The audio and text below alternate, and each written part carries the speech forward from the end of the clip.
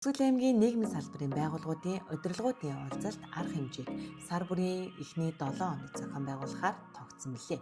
Энэ сарын уулзалтыг аймгийн хүүхэд гэр бүл хөгжил хамгааллын газар зохион байгуулж, нийгмийн салбарын 8 агентлаг 6 байгууллагын нийт 30 гаруй албан хаагч оролцлоо. Уулзалтаар аймгийн засаг даргын тамгын газрын нийгмийн бодлогын эрхтний дарга Цэцэгмаа аймгийн засаг даргын 2024-2028 онд хэрэгжүүлэх бүтээлч хүсгэлчүүд үйл ажиллагааны хөтөлбөрийн талаар танилцуулж, тус хөтөлбөрийг салбар дундын хамтын ажиллагааны хүрээнд ажлын уялдаа холбоог хангаж, үр дүнтэй хэрэгжүүлэх талаар чиглэл өглөө.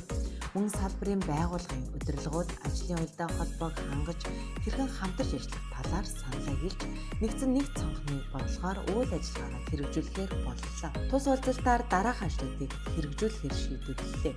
2025 онд салбар дундын хамтын ажиллагааны хүрээнд 2 томоохон төлөвлөгөөг хэрэгжүүлэх бөгөөд бага насны хүүхдийн цогц хөгжлийг дэмжих үйл ажиллагааны төлөвлөгөө, хүүхэд өсвөр үеийнхний хөгжил хамгааллын асуудлаар салбар дундын аймгийн төлөвлөгөөг батлан хэрэгжүүлэх, мөн салбарын хэмжээнд хэрэгжүүлэх үйл ажиллагааны нэгдсэн төлөвлөгөөг гаргах, ерөнхий боловсролын сургуулийн хөгжмийн хичээлийн хөтөлбөрөөр дамжуулан хүүхдэд 6 ясны дууг заахар боллоо.